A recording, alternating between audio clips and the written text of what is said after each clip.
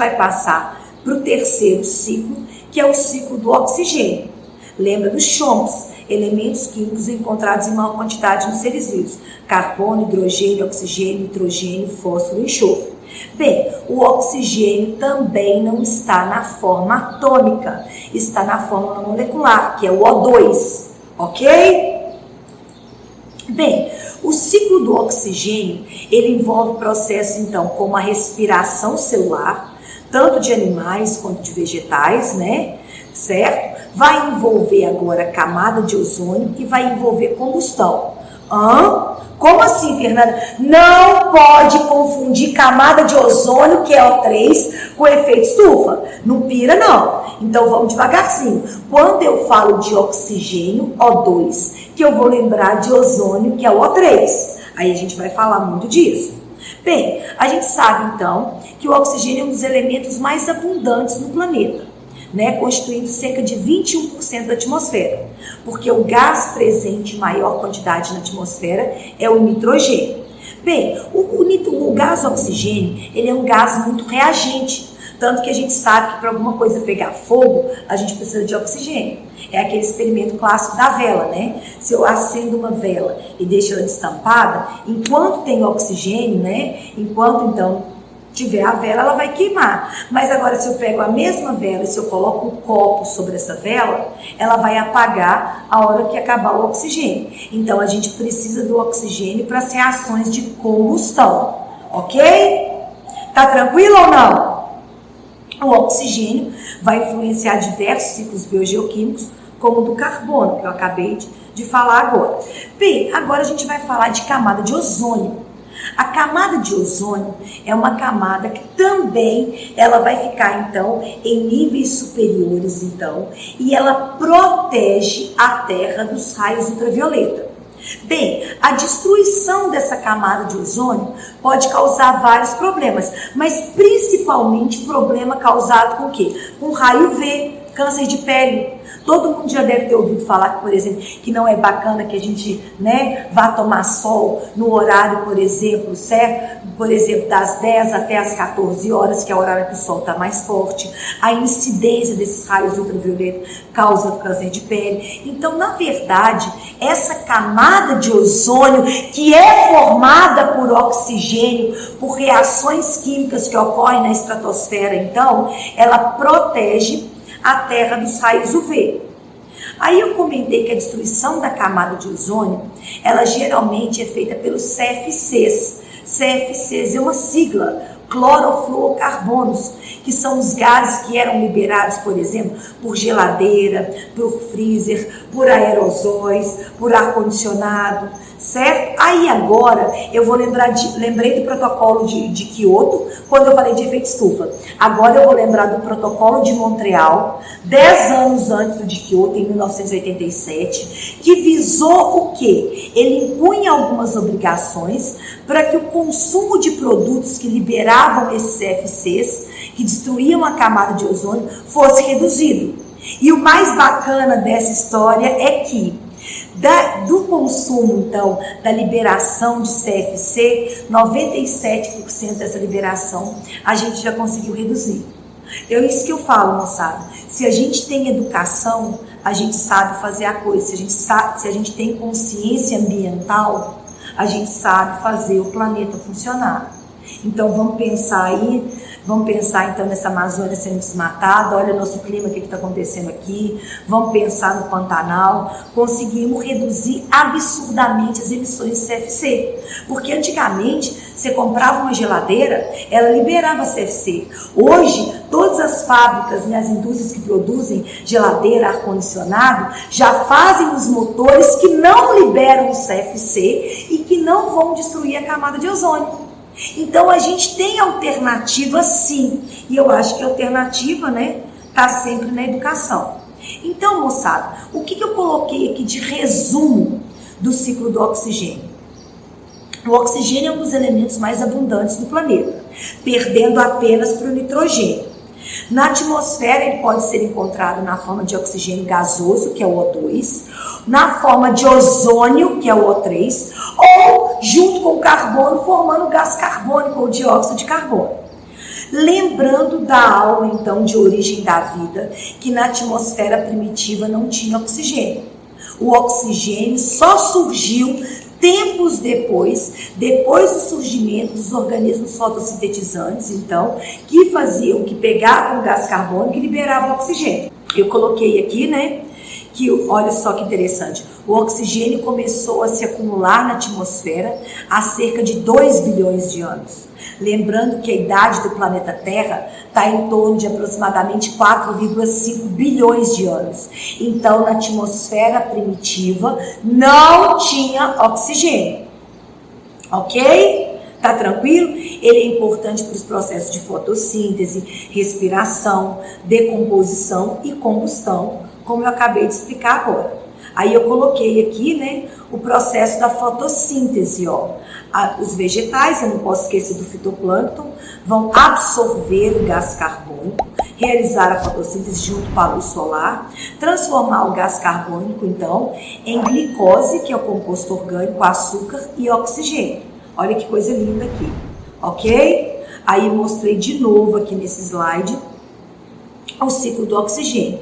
O oxigênio atmosférico sendo usado para combustão, sendo usado na respiração, tanto pelos animais quanto pelos vegetais, e sendo liberado, retornando para a atmosfera através da fotossíntese, ok? Outro ciclo, então, do oxigênio da mesma forma aqui. Muito bom. Bem, agora, esse é bem bacana e a gente tem que entender o ciclo do nitrogênio, certo? O ciclo do nitrogênio, que também não está na forma atômica, está na fórmula molecular, então, de N2. Bem, o nitrogênio é o gás, então, né, que faz parte, então, que está presente em maior quantidade na atmosfera. Aproximadamente 78%, né, dos nossos gases são de nitrogênio. Bem, mas para que serve o nitrogênio para os seres vivos?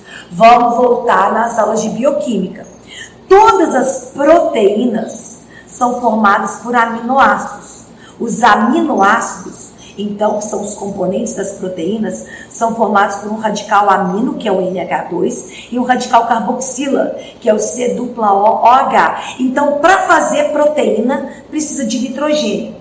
Para fazer ácido nucleico, que é DNA e RNA, precisa de fosfato, precisa de nitrogênio, então, que estão as bases nitrogenadas, adenina, guanina, citosina, timina e uracila. Lembra das bases nitrogenadas do DNA? Adenina, timina, citosina e guanina. As bases nitrogenadas do RNA, que vão ser quem? Adenina, uracila, citosina e guanina. Então, os seres vivos, então, utilizam o nitrogênio para a constituição das suas proteínas e dos seus ácidos nucleicos, que são as bases nitrogenadas. Aí eu mostrei aqui, né? Mostrei o gráfico de Pitts aqui, onde 78%, então, dos gases que compõem a atmosfera são de nitrogênio, 21% de oxigênio, certo? 1% de gás carbônico, e 0,03 dos gases nobres ou raros, argônio, neônio, xenônio, criptônio, ok? Aí eu já falei, então, da importância do nitrogênio, então, para constituir, então, as proteínas, os ácidos nucleicos, e ele também faz parte da clorofila. Sem clorofila não tem fotossíntese. Os vegetais utilizam nitrogênio não na forma de N2, né? Na forma gasosa, mas principalmente na forma de amônia e de nitrato, que é o NO3, ok? Os animais vão absorver o nitrogênio quando se alimentam dos vegetais, então. Agora foca nisso aqui. O ciclo do nitrogênio é um ciclo bem interessante. Por quê? O nitrogênio está na atmosfera, na forma gasosa. Eu tenho a fixação biótica e a fixação abiótica. Olha que interessante isso aqui, moçada. A fixação, e essa é pequena. A fixação abiótica do nitrogênio, então, ela é feita onde? Olha só, ela é feita, então, na atmosfera, que vai pegar esse nitrogênio, então, e vai fazer o quê? Através da radiação cósmica, através dos relâmpagos, vão fornecer energia para esse nitrogênio, então, e ele vai formar compostos nitrogenados. isso em pequena quantidade. Um exemplo de fixação abiótica do nitrogênio é nas indústrias de fertilizante. Quando eu compro, por exemplo, fertilizante, que a gente chama da sigla NPK, N por causa do nitrogênio, fertilizante, né, que tem nitrito, que tem nitrato, que é feito na indústria, é feita essa fixação abiótica, que não tem a participação dos seres vivos nas indústrias de fertilizantes. Agora, a fixação biótica do oxigênio, ou a fixação biológica, do oxigênio não, desculpa, ou a fixação biológica do nitrogênio é feita por bactérias. Eu já vi um monte de questão disso aqui no Enem e em outros vestibulares. A fixação biótica do nitrogênio, ou biológica, ela é feita por bactérias, ou do gênero Azobacter, que vivem livremente no solo, ou mais comumente do gênero Rhizobium, que vivem associadas nos nódulos das plantas leguminosas, certo? Então vamos parar e pensar numa coisa que interessante isso aqui, moçada. Para eu fixar o nitrogênio atmosférico, existem bactérias que vivem nos nódulos das plantas leguminosas. Olha essa foto aqui, que gracinha aqui. Essas bolinhas aqui, né, são os nódulos das bactérias do gênero Rhizobium, que vivem nas raízes das plantas leguminosas, feijão, soja, lentilha, ervilha. Essas bactérias fixam o nitrogênio, transformam esse nitrogênio em amônia. Outro tipo de bactéria transforma a amônia em nitrito. Outro tipo de bactéria transforma o nitrito em nitrato. Aí a planta absorve através das raízes e vai fazer as suas proteínas, então, e os seus ácidos nucleicos. Então, a fixação, então, deixa eu voltar aqui, ó. A fixação, então, biológica ou biótica do nitrogênio vai envolver 3 etapas. A primeira, que é a fixação, a segunda, que é a nitrificação, e a terceira, que é a desnitrificação. Vamos entender isso com calma? Olha que gracinha disso aqui. O que é a fixação? Então, esse nitrogênio atmosférico, né, que a gente chama de nitrogênio elementar, certo? Ele vai ser assimilado, então, pelos seres vivos, certo? Tá tranquilo até aí? Principalmente por essas bactérias do gênero Rhizobium, então. Isso, então, é a fixação biótica, o nitrogênio que vai ser transformado, então, em amônia, ok? Muito bem. Aí depois, a outra etapa é a nitrificação, que é feita por bactérias do gênero Nitrosomonas e Nitrobacter. O que é essa nitrificação, então? A nitrificação, ela vai envolver, então, o quê?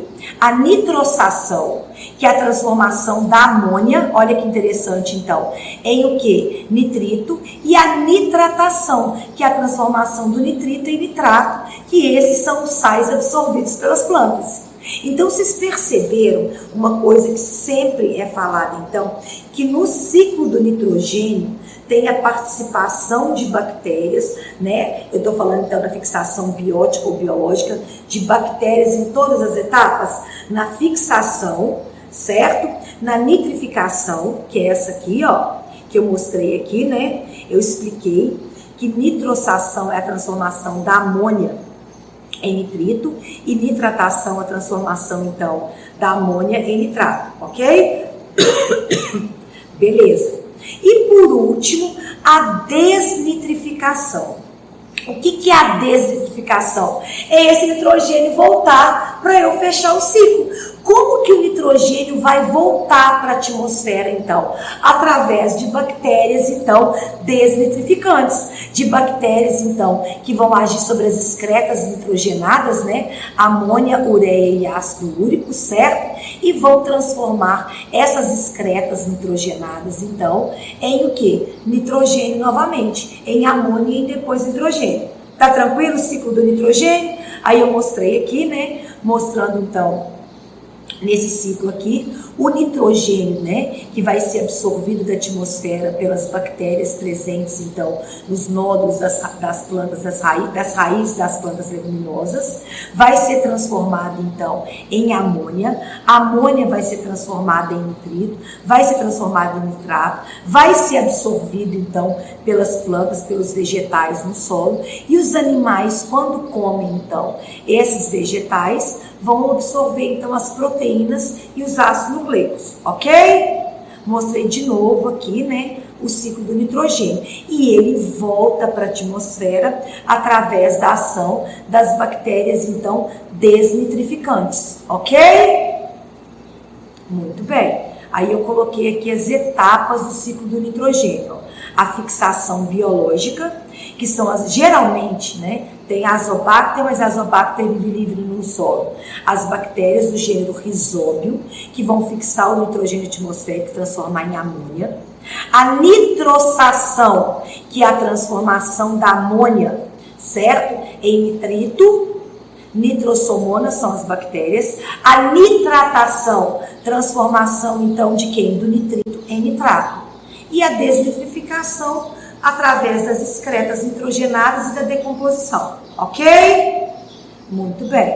Coloquei outro exemplo aqui então, né, do ciclo do nitrogênio, no qual a fixação biótica ou biológica do nitrogênio tem a participação de bactérias do gênero Rhizóbio, do gênero, concorda comigo? Azobacter, concorda comigo? Ou as bactérias, então, que participam da nitrificação e da desnitrificação, nitrossomonas e nitrobacter, que participam do ciclo do nitrogênio. Fechou?